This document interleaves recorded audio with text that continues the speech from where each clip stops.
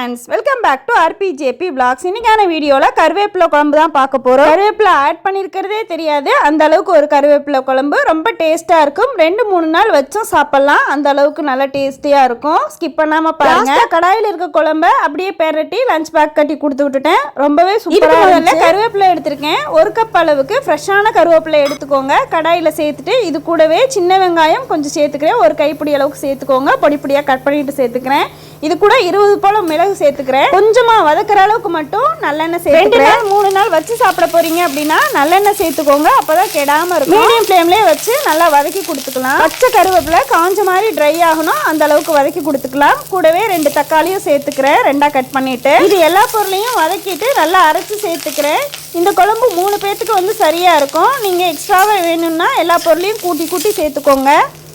நல்லா வதங்கினதுக்கு அப்புறமா ஒரே 1 ஸ்பூன் தேங்காய் சேர்த்து குழம்போட கெட்டித்தன்மையை அதிகப்படுத்தும். இது வேணாட்டி நீங்க விட்டுருங்க. ஒரு தடவை கிளறி கொடுத்துட்டு அப்படியே அடுப்போட ஆஃப் பண்ணி விட்டு ஆனதுக்கு அப்புறமா மிக்ஸி ஜார்ல சேர்த்துட்டு ஃபைனா வந்து அரைச்சி எடுத்துக்கலாம். அரைக்கும் போது 2 டீஸ்பூன் அளவுக்கு குழம்பு மிளகாய்த்தூள் யூஸ் பண்ணியிருக்கேன். நீங்க இது இல்லாட்டி 1 டீஸ்பூன் அளவுக்கு தனி மிளகாய்த்தூள், 1 டீஸ்பூன் அளவுக்கு மல்லித்தூள் சேர்த்துட்டு ஃபைனா அரைச்சி தனியாக எடுத்துட்டு வந்து வச்சுக்கோங்க. இப்போ அதே கடாயில 1 குளிக்கரண்டி அளவுக்கு நல்லெண்ணெய், நீங்கள் எக்ஸ்ட்ரா வேணும் வச்சு சாப்பிட போறீங்கன்னா இன்னும் 1 குளிக்கரண்டி அளவுக்கு எக்ஸ்ட்ராவா வந்து எண்ணெய் சேர்த்துக்கோங்க. எண்ணெய் காஞ்சதும் கடுகு, வெந்தயம், ஜீரகம் 3 ஈக்குவலா போட்டுட்டு தாளிச்சுட்டு கருவேப்பிலை கொஞ்சமா வந்து சேர்த்துக்கிறேன். கூடவே ஃப்ளேவருக்காக கொஞ்சமா சுண்டைக்காய் வத்தலும் 20 போல பூண்டும் சேர்த்துக்கிறேன். கருவேப்பிலையை அரைச்சு சேர்க்கறதுனால பிளைனா இருக்கும் அப்படிங்கறனால சுண்டைக்காய் வத்தலும் பூண்டும் சேர்த்துக்கிறேன். அதாவது 1 மட்டும் கூட ஆட் பண்ணி நீங்க வந்து சேர்த்துக்கலாம். இது நல்லா பொன்னிறமா செவந்து வர வரைக்கும் வதக்கி கொடுத்துட்டு அதுக்கப்புறமா பேஸ்ட்டை சேர்த்துக்கலாம். அரைச்சு வச்சிருக்க பேஸ்ட்டை இதை சேர்த்துட்டு ஆல்ரெடி நம்ம வதக்கி சேர்த்துக்கிறதுனால திரும்பவும் வந்து வதக்க தேவையில்லை. இது கூடவே புளி கரைசல் வந்து கொஞ்சமா வந்து சேர்த்துருக்கேன். பெரிய நெல்லிக்காய் சைஸ் அளவுக்கு புளி எடுத்து கொஞ்ச நேரம் வந்து ஊற வச்சு கரைச்சி இதுல சேர்த்துக்கிறேன். அதுக்கு தேவையான அளவுக்கு உப்பு சேர்த்துட்டு மிக்ஸி ஜார் அலசிட்டு தண்ணி தேவையான அளவுக்கு தண்ணி சேர்த்துக்கிறேன். மீடியம் ஃப்ளேம்லயே வச்சு நல்லா கொதி விட்டு வரட்டும். மூடி போட்டு மூடி ஒரு 2 நிமிஷம் விட்டோம் அப்படின்னா ஓரளவுக்கு நல்லா கொதிச்சு சுண்டி வந்துடும். சீக்கிரமா ஒரு குழம்பு பண்ணணும்னு நினைச்சீங்கன்னா இதை ட்ரை பண்ணி பாருங்க. அதே சமயத்துல கருவேப்பிலை, பூண்டு, சுண்டைக்கான்னு சொல்லிட்டு எல்லா மருந்து பொருளும் இருக்கு. எல்லா பொருளையும் அரைச்சு சேர்க்கறதுனால குழந்தைங்க கூட விரும்பி சாப்பிடுவாங்க. ட்ரை பண்ணி பாருங்க. 2 நிமிஷம் நல்லா கொதிச்சதுக்கு அப்புறமா மூடி எடுத்துட்டு கொஞ்சமா வந்து வெல்லம் சேர்த்துக்கிறேன். நீங்க வேணாட்டி ஸ்கிப் பண்ணலாம். சின்ன துண்டு அளவுக்கு சேர்த்தா போதும். உப்பு காரம் எல்லாத்தையும் பேலன்ஸ் பண்ணி கொடுக்கும். அதுக்காக சேர்த்துட்டு ஒரு தடவை கலந்து கொடுத்துட்டு கம்ப்ளீட்டா சிம்லியே வச்சு ஒரு 2 நிமிஷம் அப்படியே விட்டுட்டோம் அப்படின்னா சுண்டி எண்ணெயெல்லாம் பிரிஞ்சு வரும். நான் கொஞ்சமா ஆயில் சேர்த்துருக்கேன். நீங்க வச்சு சாப்பிட போறீங்க அப்படின்னா 1 குளிக்கரண்டி அளவுக்கு நல்லெண்ணெய் எக்ஸ்ட்ரா சேர்த்து பாருங்க. இன்னும் நல்ல எண்ணெயெல்லாம் நல்லாவே மிதந்து வரும்.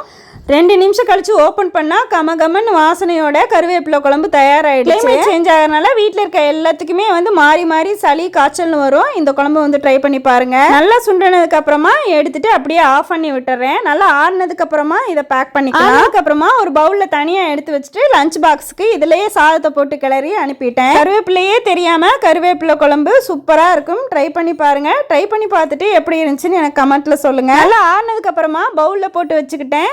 நீங்கள் 2 நாள் 3 நாள் வச்சு சாப்பிட போகிறீங்க அப்படின்னா ஆறுனதுக்கு அப்புறமா கண்ணாடி பாட்டிலில் போட்டு வச்சு ஃப்ரிட்ஜ்லேயும் வச்சுக்கலாம். வெளியில் வச்சாலும் கெட்டு போகாது. லாஸ்ட்டாக எல்லாத்தையும் எடுத்து பவுலுக்கு ட்ரான்ஸ்ஃபர் பண்ணி வச்சுட்டு லாஸ்ட்டாக 1 கரண்டி சாதத்தை போட்டு அதில் பெசரி கொடுத்து இந்த மாதிரி பெரட்டி கொடுக்கறது இன்னும் கூடுதல் டேஸ்ட்டாக இருக்கும். யாரெல்லாம் இதை ஃபீல் பண்ணியிருக்கீங்கன்னு சொல்லுங்கள். இதை அப்படியே போட்டு லஞ்ச் பாக்ஸ் கொடுத்துட்டோம் அப்படின்னா குழம்புல போட்டு மிக்ஸ் பண்ண அந்த ஃபீலே தெரியாது. காய்ச்சல் மாதிரி பல்காக செஞ்சு பாட்டிலில் போட்டு வச்சுட்டு எப்போ வேணால் நீங்கள் எடுத்து நீங்கள் இதே மாதிரி கிளறி சாப்பிட்டுக்கலாம். செஞ்சு பார்த்துட்டு எப்படி இருந்துச்சுன்னு கமெண்ட்டில் சொல்லுங்கள். இந்த வீடியோ பிடிச்சிருந்துச்சுன்னா லைக் பண்ணுங்க.